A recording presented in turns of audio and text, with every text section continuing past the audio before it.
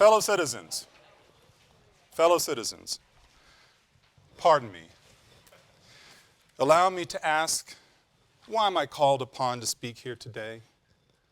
What have I or those I represent to do with your national independence? Are the great principles of political freedom and of natural justice embodied in that Declaration of Independence extended to us? And am I therefore called upon to bring our humble offering to the national altar and to confess the benefits and express devout gratitude for the blessings resulting from your independence to us? Would to God, both for your sakes and ours, that an affirmative answer could be truthfully returned to these questions. But such is not the state of the case. I say with a sad sense of the disparity between us, I am not included within the pale of this glorious anniversary. Your high independence only reveals the immeasurable distance between us. The blessings which you, this day, rejoice are not enjoyed in common. The rich inheritance of justice, liberty, and prosperity and independence bequeathed by your fathers is shared by you, not by me. The sunlight that brought life and healing to you has brought stripes and death to me. This 4th of July is yours, not mine. You may rejoice, I must mourn. To drag a man in fetters into the grand illuminated temple of liberty and call upon him to join you in joyous anthems is inhuman mockery and sacrilegious irony. Do you mean, citizens, to mock me by asking me to speak today? What to the American slave is the 4th of July? I answer, a day that reveals to him more than all other days in the year the gross injustice and cruelty to which he is constant victim. To him, your celebration is a sham. Your boasted liberty, an unholy license. Your national greatness, swelling vanity. Your sounds of rejoicing are empty and heartless. Your denunciations of tyrants, brass-fronted impudence. Your shouts of liberty and equality, hollow mockery. Your prayers and hymns, your sermons and thanksgivings, with all your religious parade and solemnity, are to him mere bombast, fraud, deception, impiety, and hypocrisy. A thin veil to cover up crimes which would disgrace a nation of savages. There is not a nation on the earth guilty of practices more shocking and bloody than are the people of these United States at this very hour. Go where you may, search where you will, roam through all the monarchies and despotisms of the old world, travel through South America, search out every abuse, and when you have found the last, lay your facts by the side of the everyday practices of this nation, and you will say with me that for revolting barbarity and shameless hypocrisy, America reigns without a rival. Welcome to class.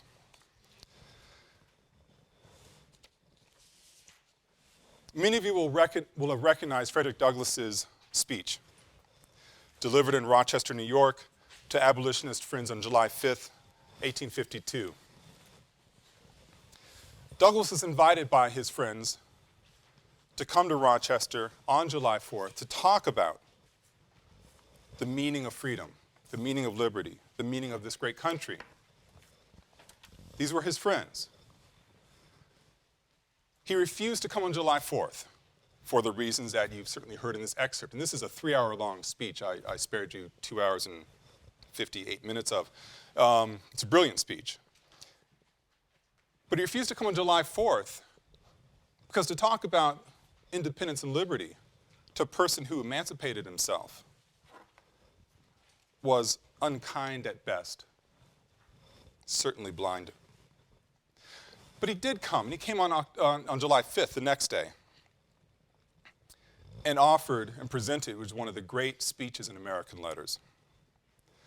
Now, this course is about the African-American experience after emancipation, from emancipation to the present. Today, however, I'm going to lay the foundation for the course by discussing events prior to the emancipatory moment. This class is about post-emancipation, the post-emancipation African-American experience. It is about American history, and I hope that point is frankly very obvious, but one never quite understands or can anticipate all these things. It is about American history fundamentally. At its core, the course is about citizenship. Most important keyword for the entire class. The course is about citizenship. How one becomes a citizen, what one does to preserve that citizenship. At its core, then, the class asks the question, what does it mean to be American? Now, I will ask this question explicitly a few times in the class, but implicitly it is woven through so much of what I'm going to be talking about. What does it mean to be American? Now, we started today talking about, or listening to an excerpt of Douglas's famous oration from 1852. And I want to move backward even further, another 80 years or so, going from a rather well-known document and a quite famous individual to a rather unknown document and to someone who is essentially lost to history. I want to talk about events in the 1770s. One quick tangent, though. When I was about 4 or 5 years old, living near Concord, Massachusetts, my mother would take me on field trips. She'd try them out on me before taking her first and second graders. And one day she took me to Minuteman Park. Has anybody been to Minuteman Park? It's beautiful, right? It's gorgeous. Anyway, the site of the start of the Revolutionary War. So I'm with my 4 and 5-year-old attention span, listening to the tour guides walking through these beautiful fields and meadows. Afterwards, we're driving on a country road, and I point to these stone walls. I said, "Mom, those are like the walls the Minutemen hid behind from those stories." She said, "Jonathan, those are the walls." I was 4 or 5 years old. I mean, I was not really thinking in grand historical terms. I mean, life did not exist beyond my 4 or 5 years as far as I understood it. But at that moment, I sort of was astonished that these stories, these fun little stories I've been hearing for the past hour or so, whatever it was in the tour, were actually true. That something existed beyond my own existence on the planet. Looking backwards, I like to think that that's when I became a historian, although I would try to be an orthopedic surgeon and then a lawyer. That stopped after a couple weeks in college. But I can look back and think that I learned something that day, that there was something about something larger than myself around me. Near Concord, near the Minuteman Park, there's also a cemetery. And at that cemetery, there's a headstone. My mother didn't take me on this field trip. We went with other people and did charcoal rubbings of headstones in Concord cemeteries. The story behind this headstone is where I want to start this course, really. It's a story about a man named John Jack. It's a story about an individual who certainly understood very well about a sense, the existence of forces much larger than himself, determining his life.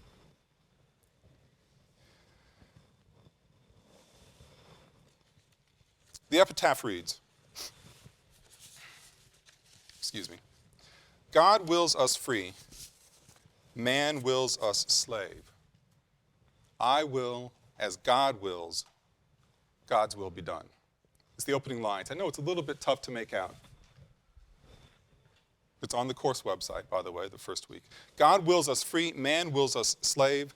I will as God wills, God's will be done.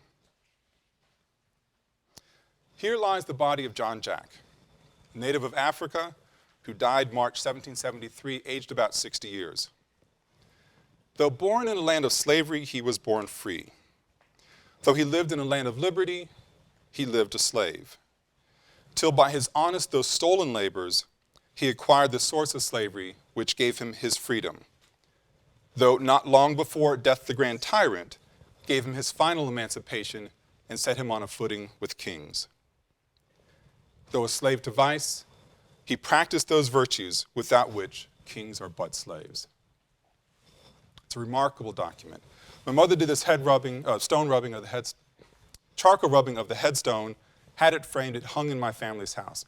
I walked past this image for about 15 years before I actually read it. I'm not saying the guy was bright. I look at the opening lines, about 19 or 20 years old, and I'm floored. God wills us free, man wills us slave. I will as God wills, God's will be done. It's astonishing. A couple years later, I'm heading to grad school. And I look at the headstone again, and I'm thinking grand thoughts about going to study American history. And I start reading the epitaph all over again, and I start seeing all these connections, these dualisms, God and man, freedom and slavery. And so I decided to acquire the headstone. I took it from my parents' house. I told them about it once I had it on my wall in my apartment, grad school. Through my mother's good graces, I still have it. It hangs above my computer. It's always with me. It is something of a totem. Now, the story about John Jack, I think, is even more interesting than the headstone. So we know that John Jack, certainly not his birth name, a black African, born in the continent somewhere in Africa, a continent with thousands of years' history of slavery, still present today, of course. He survives the Middle Passage. He comes to, and he's born and free in Africa, was enslaved somehow. He comes over to what will become the United States. It's not quite the United States. John Jack would never see the United States. He comes to colonial New England. Now, this point's just important on its surface. I mean, we're going to hear a lot about the South in this class. If you think geographically about so many of the freedom struggles, the post-emancipation African-American experience, they are Southern stories. But don't let yourself be fooled. Slavery was alive and well in New England, and a lot of the freedom struggles that have happened since emancipation certainly happened up in New England as well. And anyway, John Jack winds up in Concord, Massachusetts. He has, as the saying would have been at the time, a kind master who teaches him a trade. He's a cobbler, works on shoes, and allows him to keep a little bit of every shoe he cobbles. The amount of money is immaterial. It wouldn't have been much. Over time, through his stolen labors, his honest though stolen labors, as the epitaph says, he acquired the source of slavery. He raised enough money to buy himself. He secured his own emancipation through his hard work. He acquires some land on the edge of town, a subsistence farm, nothing much more than that. And then we discover that he drinks himself to death. Between the time of his emancipation, his self-emancipation, and his death, he tries to become a citizen of Concord. He couldn't do it. He was male. It's an important criterion. He checked that one off. He owned property. Those are usually the two most important criteria. But because he had been enslaved, he couldn't become a citizen. Let's think of the moment. We're on the cusp of the Revolutionary War. In Concord, Massachusetts, the start of the Revolutionary War. You have the citizens of Concord, the white male property owners in Concord, complaining to the British Crown about being treated as slaves. This is literally their language, that they were being treated as slaves, and this wasn't right. Somehow, these people questing for freedom ignored those people they owned. The black African slaves in their midst were blind. I mean, they were blind to their existence, apparently. John Jack, though, understood the situation. He saw what was happening all around him. He couldn't help but.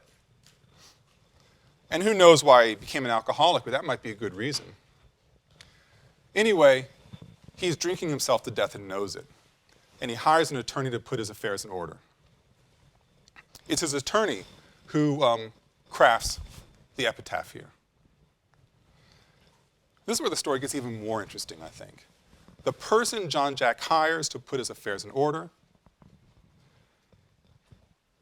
is a British sympathizer, a Tory.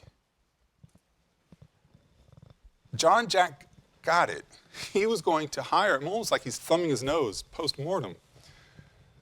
He wasn't going to be allowed to be a citizen, despite his freedom, in an area that's fighting for freedom, claiming that they weren't citizens, they were slaves, in fact, when they certainly didn't know slavery like he knew it. John Jack understood something fundamental about what would become the United States of America. Pretty soon, in fact. And the fundamental thing he understood is that you could not understand freedom, that thing that is at the bedrock of what this country is about. You could not understand without understanding slavery.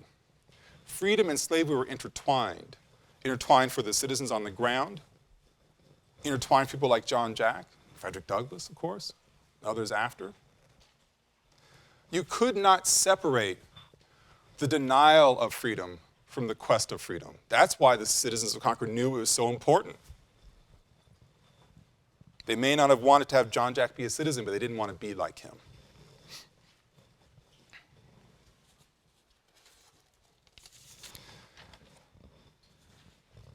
"200 years later, after John Jack's attorney produces this epitaph, not quite 200 years, let's say 180 or so, Ralph Ellison, one of the great writers in the American past, identifies much of the same phenomenon that John Jack must have identified and that John Jack's attorney certainly understood. And he wrote this brilliant passage. I'll probably use it again later on in the course. Ellison wrote, "Southern whites cannot talk, walk, sing, conceive of laws or justice, think of sex, love, the family, or freedom without responding to the presence of Negroes." They're intertwined, linked fate, as it were. Now, this course is going to spend a fair amount of time examining this phenomenon, the linkage between freedom, not so much freedom and slavery, but citizenship and the denial of citizenship. And we're going to spend time investigating how this challenge, this problem, this tension, can be located in unexpected places. We'll turn to primary sources of all types in order to examine this story. One place is a great example is just in currency. Stuff you're carrying, well, we don't carry much in terms of dollars and change anymore. It's on credit cards, I suppose, or debit cards. But back in the day, a few years ago, when we all carried cash, the story of a nation's myth is embodied on its currencies. These are two examples of Confederate script. I wish I could make them bigger. They're actually JPEG screen captures, so they really aren't, they pixelate pretty quickly. But you can see on these dollar bills stories that were important to the Confederate States of America. $1 bill and a $10 bill. And the stories that are important are here. Going back one image, I can use my mouse here, then down here. Oop. What you see is labor and white womanhood. And the labor you see is a slave. And I know it doesn't show up very clearly in this JPEG, but the labor is happy. The slave carrying the cotton is smiling. On the other bill, you have white womanhood. You're going to see this is quite a fascinating trope in American history, Southern American history. The exalted white woman, especially as it pertains to black men, with tropes of violence and danger and sexual predation woven throughout that dynamic. So on the money that Confederates were handing to one another to exchange goods, you have happy labor, you have exalted white womanhood. Notions of who belongs, the myths that form our nation states are all around us. They're on the money that we carry. We're going to look for stories like this in all manner of places. And through looking at these stories, we're going to see that the post-emancipation African American experience is several different types of histories. It's a history of political struggle, no doubt. An image here of black women voting, the 1950s, I believe, from the same night. And the history behind an image like that is filled with all kinds of political struggle. that you certainly have at least a slim awareness of, glimmer of awareness of. But on the same night, in the same district, that struggle is embodied by this. The risks she took in voting were risks that involved her life. It's a history of political struggle in this country. Certainly a history of social protest as well. You have here an image of women from a group called the National Association of Colored Women, the upstanding women of the race, and I use that in quotation marks for reasons we'll understand in a few weeks. Not that they weren't upstanding, but it's a very loaded phrase on purpose. Marching at the White House in this case to protest the lack of an anti-lynching law. Protect life and liberty, they're exclaiming. It's a history of social struggle. It's a history, certainly, of social control. There are some images that don't need much in the way of narration. I will point out, though, I don't know the history of the image, but if you look closely, you'll see Spanish language up here in the archways. I think this actually happens in Laredo, Texas, this Klan rally.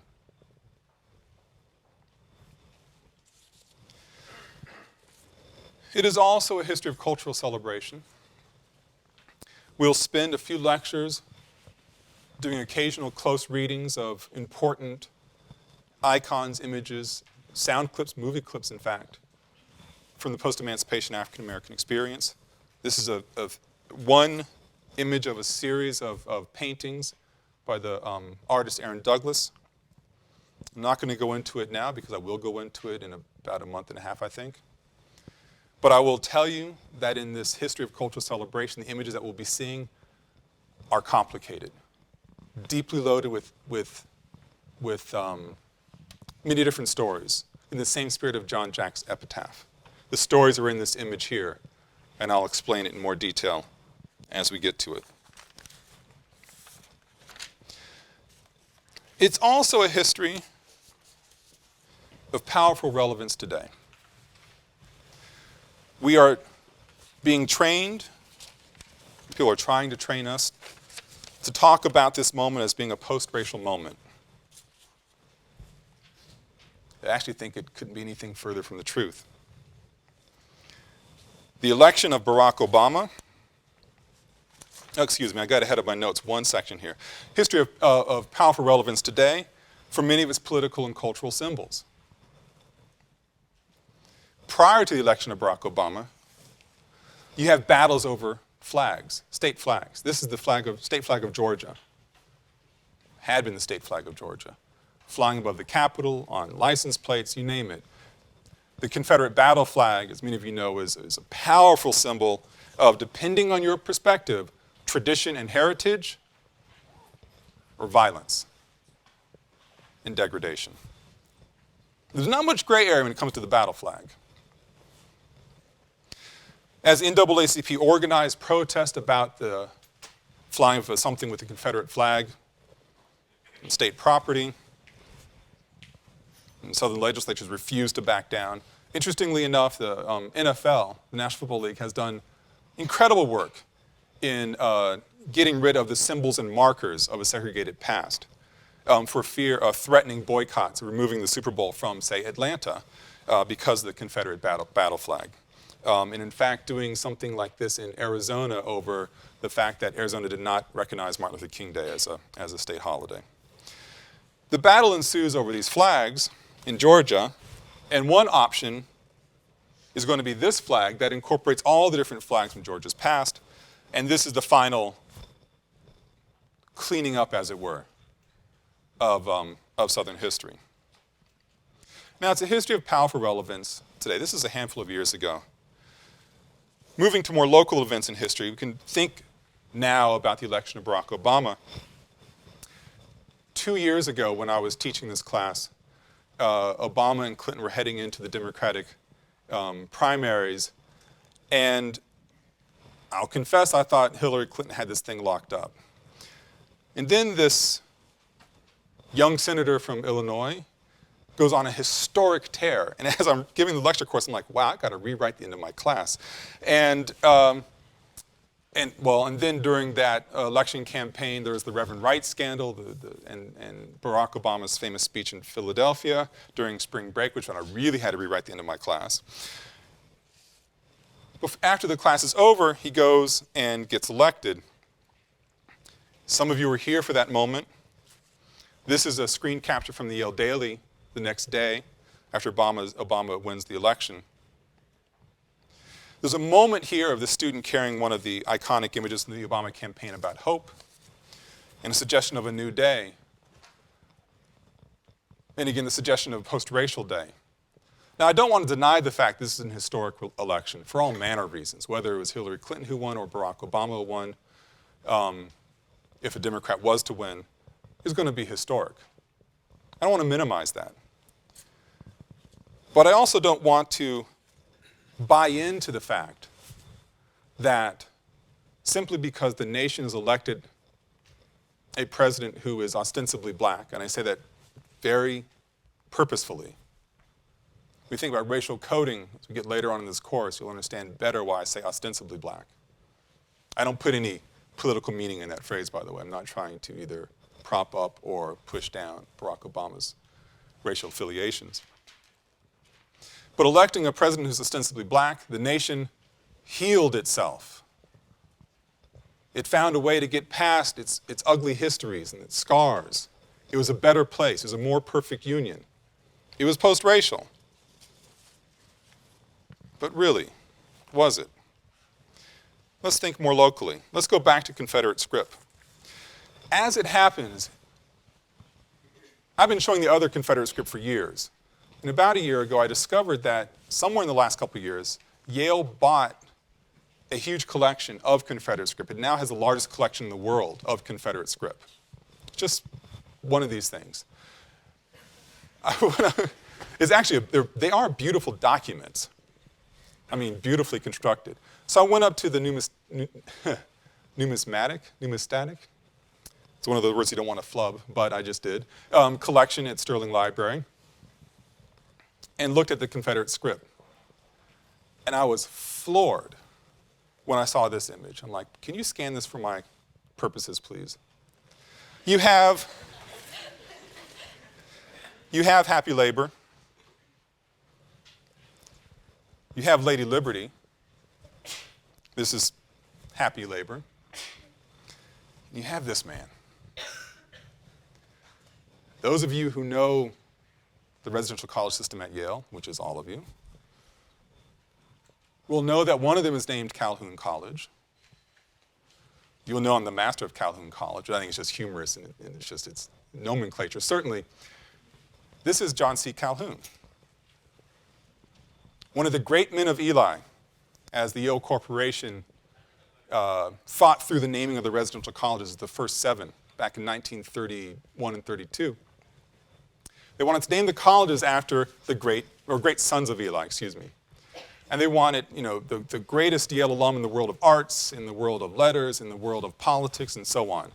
And they decided that John C. Calhoun, an important person, there's no doubt about it, Vice President of the United States, powerful senator from South Carolina, still revered in that state as one of its great heroes. They decided that John C. Calhoun was their greatest alum. There is no financial connection from the name or the family to the college, but this is the logic of 1932-33 Yale Corporation. John C. Calhoun was the architect, although he did not live to see the Civil War. He was the intellectual architect for secession.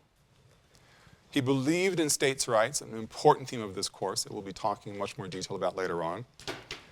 And he certainly did not believe that slaves were fully equipped to handle the rigors of civilization. It may sound like kind of a strange sentence construction. They weren't ready to handle the rigors of being civilized. But this is the language of the day.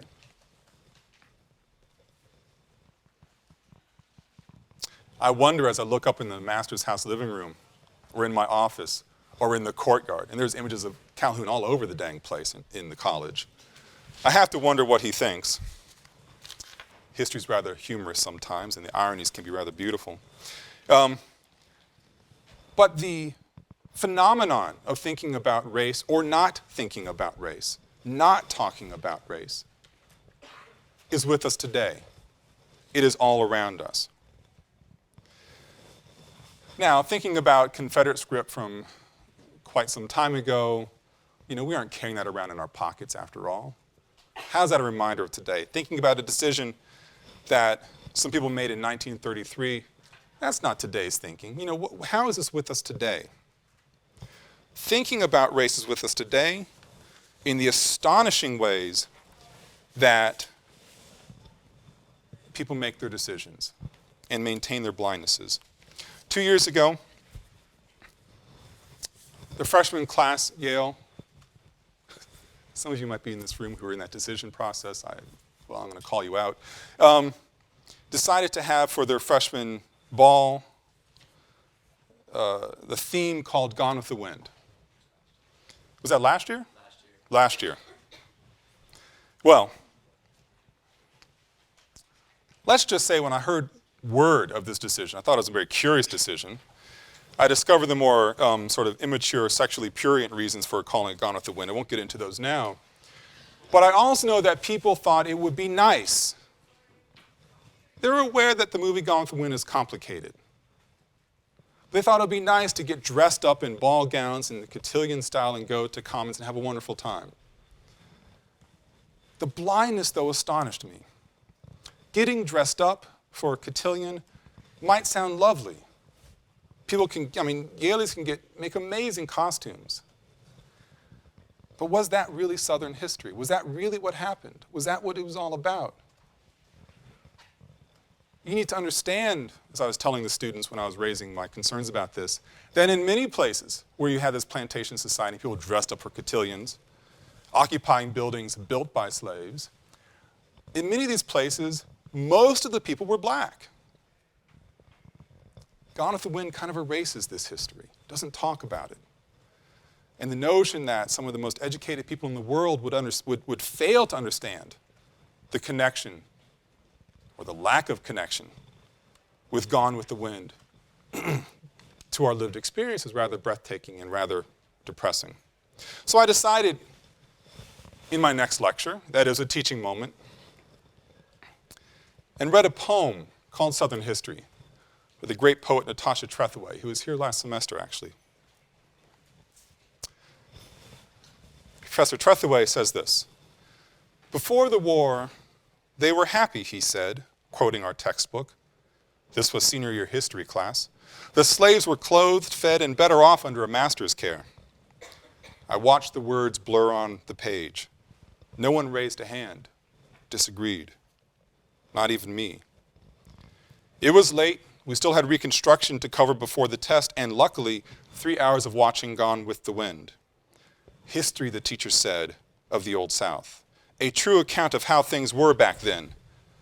On screen, a slave stood big as life, big mouth, bucked eyes. Our textbooks grinning proof. A lie my teacher guarded. Silent. So did I. Now, the purpose of my class is not to stand silent, and I hope that you will take with you that same determination. This is a local history, after all. You live in it, whether you live in Calhoun or whether you happen to live in Davenport and Pearson colleges, where 2 years ago, this was spray painted on the walls outside the dining hall. Nigger school. Now, I don't think anybody from Yale spray painted this, or drama fags across the way at the School of Drama. I don't think for a second anybody at Yale spray painted this. But even though we are at Yale does not mean that we are not in New Haven. Even though we are at Yale does not mean that we are being fed by a population that comes from a dramatically different set of resources than we do in a highly segregated, de facto, to be sure, desegregated workforce. It is around us, we are subsumed in it, and it is our obligation to learn this history, lest we repeat it. Thank you very much, and I'll see you on Wednesday.